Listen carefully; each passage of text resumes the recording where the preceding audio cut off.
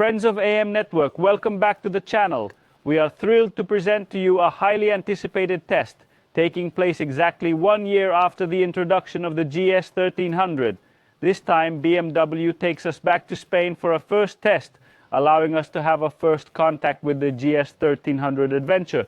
Let us delve into this exciting adventure. While the GS 1300 Adventure retains the same engine and technical base as the previous GS 1300, there have been noteworthy evolutions in both style and design. Although the two bikes share the same chassis and mechanics, they have undergone distinct developments, particularly in terms of the rear end and saddle. However, what truly sets the GS 1300 Adventure apart is its remarkable 30-liter aluminum tank. This feature adds to its impressive stature and commanding presence. Let's not forget about its design, which has generated significant discussion. Last year we praised the AX headlight with the LED matrix, and this year our attention is captured by this new part, further enhancing the bike's monumental and sculptural appearance. Personally, I believe this stylistic trend of verticalization and the use of beautiful, skillfully applied aluminum will find its way into other brands and types of products in the future. It already has a presence in the automotive industry. Initially, we were a little taken aback by its completely different look compared to the previous Adventure model. The GS 1300 Adventure seems wider than ever before, owing to its straight horizontal and vertical development. This squared-off look amplifies the feeling of adventure and reaffirms its purpose as a vehicle designed to never stop exploring. However, if I may share a minor critique, I find that there is not sufficient harmony between the elements when it comes to the front structure. In conclusion, the GS 1300 Adventure is an exciting evolution of the GS 1300, offering distinctive styling and design modifications. With its impressive specifications and design choices, it embodies the essence of adventure. Our first contact with this bike has left us impressed by its standout features, although we observe room for improvement in the marriage of its new structure with the front design. Nonetheless, it is undeniably a vehicle suiting the needs of adventure enthusiasts. It is a personal taste in the end. The important in this case is also the function. And here of function, we really have a lot on the GS weight Adventure we find, in addition to the mighty Boxer, the most powerful Boxer ever built, in which the power is really in a velvet glove, an engine that we have already learned to know during this year with the GS weight, and here it also finds the debut of the ASA. We are talking about a gearbox that no longer requires the use of the clutch. Of course, it is available as an option, but after having done a first test, a first day with the Adventure both with and without ASA, I would say that I definitely lean towards using the ASA, but let's first go and see a little bit how it performs. How is the onboard of the Adventure on the roads here between Malaga and Tarifa, on-road and off-road?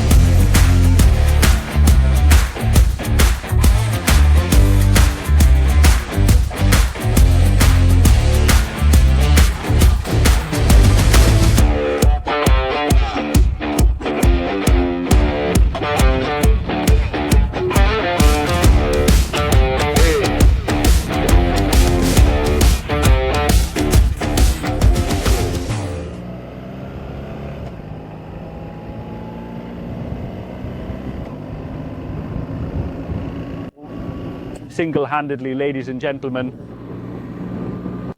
and here we are riding for the first time on the new GS Adventure with the brand new clutchless transmission, a transmission that can operate in either automatic or manual while keeping the lever at the pedal, which however does not have the contrast typical of the mechanical lever. Is really a switch, so it is much smoother in engagement. you don't really feel the engagement as there is in the manual. In the mechanical version, and the shifting is much quicker. It is much quicker.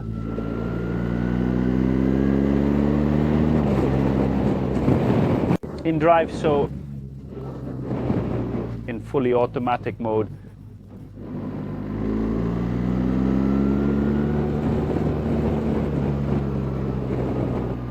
it comforts me to know that it holds the gear that I would have held for the moment.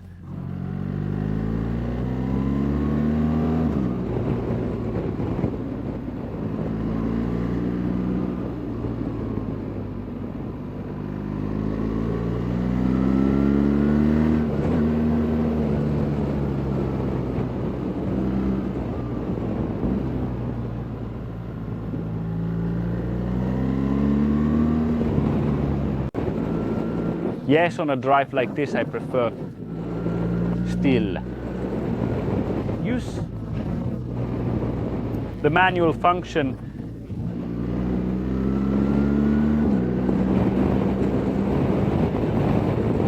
that still comes in even when we are in drive and we want to change gears. We can do that, it is not inhibited. It tends to me would shift up a gear earlier than what he does. It's not necessarily the best thing, most correct. Whereas in climbing is the opposite. He climbs even more than necessary. I would have already put it in 4th gear. I don't like to keep the engine too high in RPM. But it is just reads the type of driving. There is also to say that right now I am in Dynamic Pro, and so it probably expects a driving more pushy. Let's try putting it in road. Yes, definitely in road. Favors a more relaxed conduct. It favors a more relaxed conduct even already in 5th. We are not even at 3,000 revolutions. We are already in 5th. The behavior of the gearbox changes, pardon the vesticcio of words, depending on the mapping selected. When you are stopped in P to start the engine, it is not enough to mash. It tells us you have to apply the brake. We pull the brake. It puts in neutral. It puts into 1st gear like you normally do. With the gearbox, we are used to traditional, and then you just give it gas and there's no clutch to use. One of the things that really excites about the GS 1300 is this response, this feeling that there is between the throttle grip and the engine response. There's an immediacy to it. The engine responds exactly how you expect it, how you want it.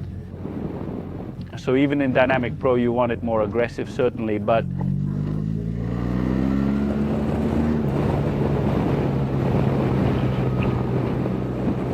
it's not that nastiness that puts you in trouble. It's always nice and progressive and extremely on point. There's no doubt in traffic it's much better not having to think about the gear and the clutch. And even in the middle of other cars anyway, you have this feeling of being on a very imposing vehicle. On the other hand, it is undoubtedly the size is definitely a relevant thing about this GS Adventure that for some may be an inhibition, a bit of an obstacle, but there is to say that it is, yes, undoubtedly a big bike, but we have so many possibilities to change the ergonomics to make it a little bit more in our own image, that the bike comes to us between height and adjustability of foot pegs and handlebars. And so we also talked about it with Andrea Silva of BMW Motorrad to better understand how we can intervene even just simply on the height of this bike. Andrea Silva, BMW Motorrad, is known for one particular aspect of the GS Adventure that may initially be a bit overwhelming, especially for those who aren't particularly physically gifted, like myself. I stand at about 175 centimeters tall, which is on the shorter side. The size of this bike can indeed be a little intimidating at first glance. It's quite an imposing and massive machine with a large tank. Make no mistake, it's a challenging bike, it's a maxi bike after all. However, BMW has taken into account the needs of all types of users. They have made numerous adjustments and accommodations as they strive to meet the requirements of a diverse group of riders. Yes, you are absolutely correct in stating that ergonomics played a crucial role in the development of this motorcycle, with the aim of accommodating the needs of all riders while ensuring maximum safety and a carefree riding experience.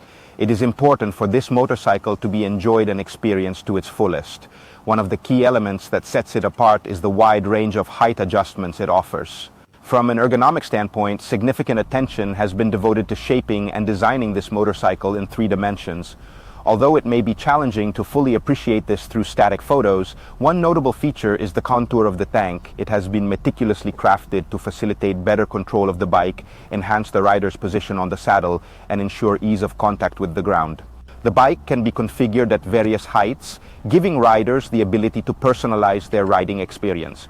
To achieve this versatility, the motorcycle comes with multiple saddle options. Not only are there adjustable standard saddles that can be positioned in 2 different ways, but there are also comfort saddles that provide 3 distinct adjustment positions. Moreover, the motorcycle can be equipped with the dynamic height control system as an optional feature. This system lowers both the front and rear ends of the bike by approximately 3 semipinotors when the motorcycle is stationary. This is particularly beneficial for improved accessibility.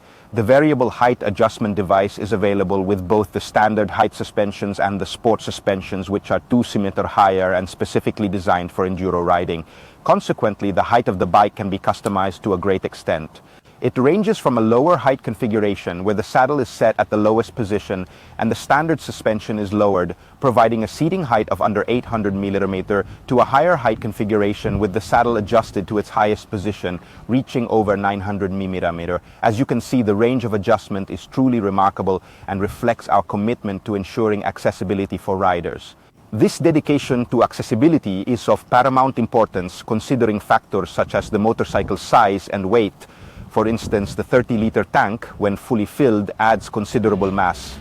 In summary, our goal is to provide riders with a versatile and accessible motorcycle considering various dimensions and factors.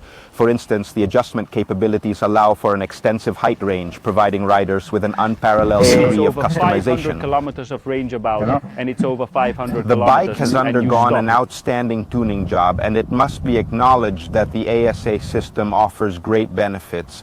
The automated clutch shift management proves to be truly effective even in the toughest conditions, making this bike highly controllable.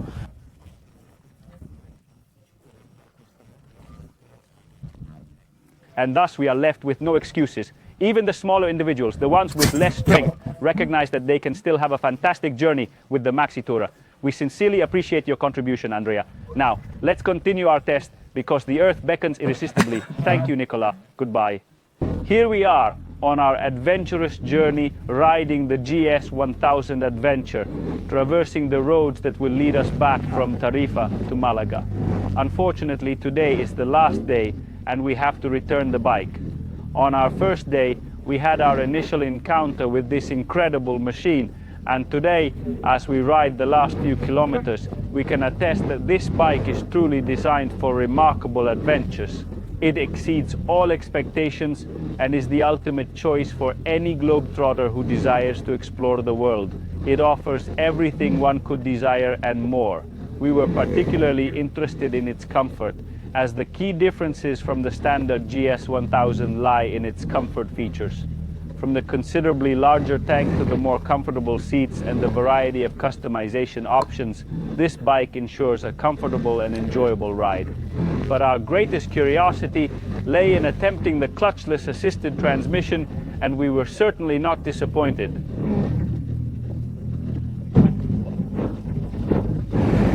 ASA, which has truly impressed me, is the new GS 1003 Adventure. I find it incredibly comforting that this exceptional bike is available starting at just over 24,000 euros. With the various packages and numerous optional accessories, it's effortless to reach a reasonable price of 30,000. This price is completely justified by the fact that this bike represents the pinnacle of technological advancement, not only within the German industry but also specifically in the segment of maxi adventure bikes.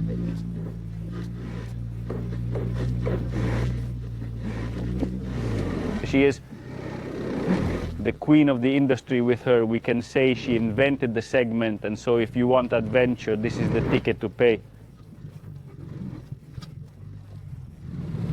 You can currently observe that I am currently in first gear using Enduro Pro in manual mode, which means I don't need to touch the clutch if I have to shift to first gear while braking. But now I am already in first gear and the bike is not moving, indicating that I have successfully stopped. I simply give the gas and the bike starts with a comfort that for some may. The setup we have here provides an almost offensive view as we witness three distinct configurations. The one I am currently riding, with a colleague ahead, represents the standard option. However, if we shift our attention, the Karakorum version, being fully equipped and deemed as the option 719, is displayed. Moreover, we are captivated by the magnificent trophy version with its stunning color, which is obviously reminiscent of the more racing colors of BMW. On the bumpy, the suspension really does a wonderful job. It ensures not only excellent comfort, but also the right directionality. You can really drive it easily, even at low speeds as I'm doing right now. You have to get used to the fact that you don't have a clutch, and occasionally enough when you find maybe situations that are a little bit difficult or unusual, it would be natural to look for it. Certainly if you are more crafty and you have a lot of off-road experience and you want to go even hard, which this GS incidentally naturally allows you to do, there in that case you will probably still want the clutch. But in all other cases, despite the size, it really drives with great ease. Really, even the off-road use of the ASA gearbox is very good. Also because we cannot necessarily put it in automatic, or even if it is in automatic, we can always intervene with the foot instantaneously. We have a gear shift, really very fast. No need to close the throttle, definitely. It's an accessory that for a difference of 1,000 euros is worth installing, especially if we are great travelers, which obviously I hope, given that you are about to buy a GS Adventure. I take advantage of this moment of tranquility to talk a little bit about the riding position. Obviously, with all the adjustments you can make, it changes quite a bit on a personal level. As far as I can tell, I have tried two bikes with different seating. The triangulation for me, who is 1.75 tall, is great with the seat.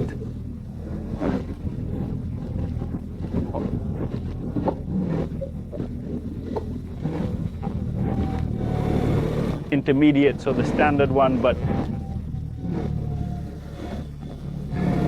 is a comfortable triangulation with the knees slightly bent and the arms a little extended. Here's where the size of the bike comes back into play. If you have arms a little short, you will be better off mounting risers. But these are all solutions that can be adopted customizing the GS package.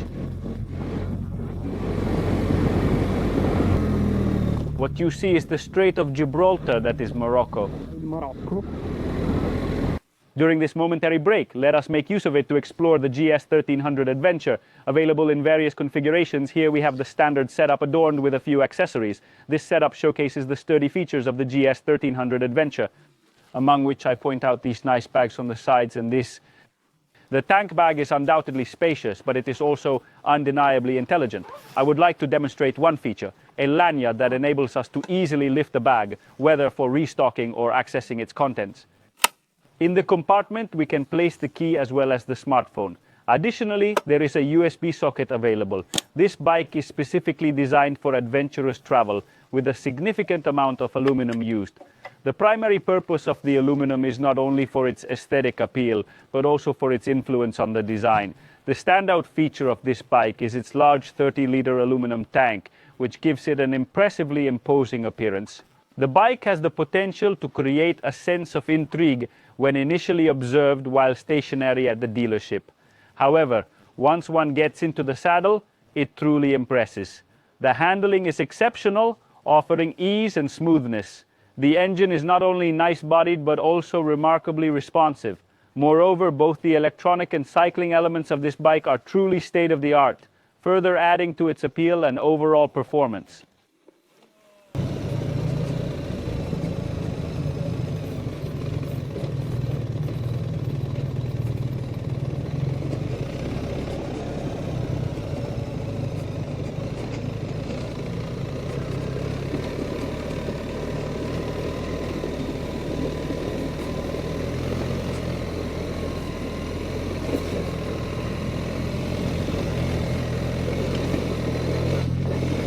The GS 1300 Adventure is also equipped with hill assist, which means that if we stop on a hill like this, automatically, of course, we can set it to automatic or manual mode. But automatically, the moment we stop, the bike recognizes the situation and goes to apply the brakes, and then we stay stopped, and then we go to pick up the throttle again to unlock. And it's definitely a help when we are in difficult situations, but I was saying you can set it either in automatic mode or in manual mode. In the case of the manual mode, you have to hold the brake longer to activate it, but basically the operation is the same. Another interesting thing that the German technician was telling us, who was involved in the development of the ASA, is that there are some tricks. For example, if we want to shift before it goes into gear first, but we want it to do it automatically without us going to intervene, just give a double tap of the throttle. If instead we want it to downshift abruptly, maybe because we are entering a built-up area and we want to just pull down a gear, just barely touch the front brake, a light tap of the front brake. Front brake, while if we slow down with the rear brake, it doesn't downshift.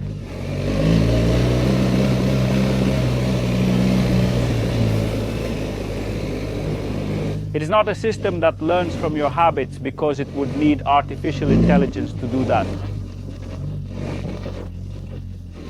But it offers such a range of different options that you basically definitely find the one that's right for us. The ease with which it beats up any roughness is remarkable. Adventure is made precisely for roads like these, that take you through the most hidden places to see, the corners, most fascinating corners of our planet.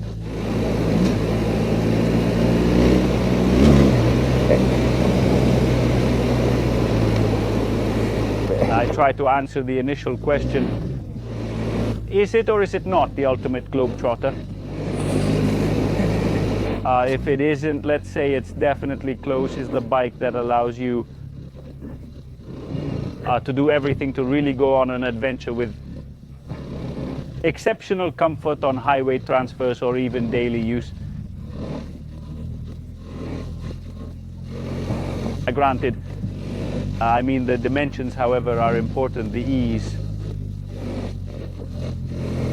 of use, the modes of use also make it comfortable in the city.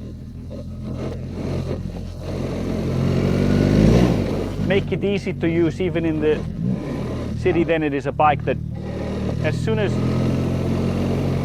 there is a chance to get dirty, of going in the gravel, then offers the most you could want in terms of suspension electronics.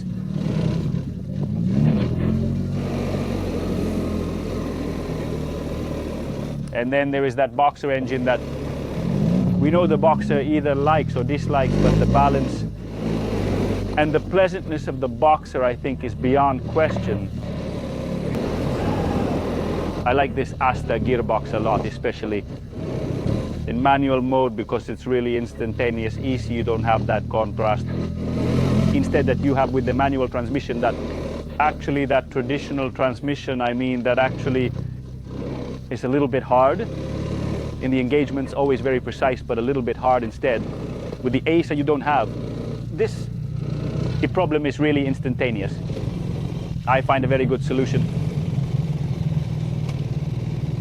Here it is right now. The hill assistant came on. I have no brakes and the bike is completely stopped. I have no clutch. It marks me that it is in first gear. It marks me that the suspension has lowered, and in fact I touch better. But most importantly, I am on a hill and the bike is completely stopped. Now just take over the throttle to deactivate it. We try.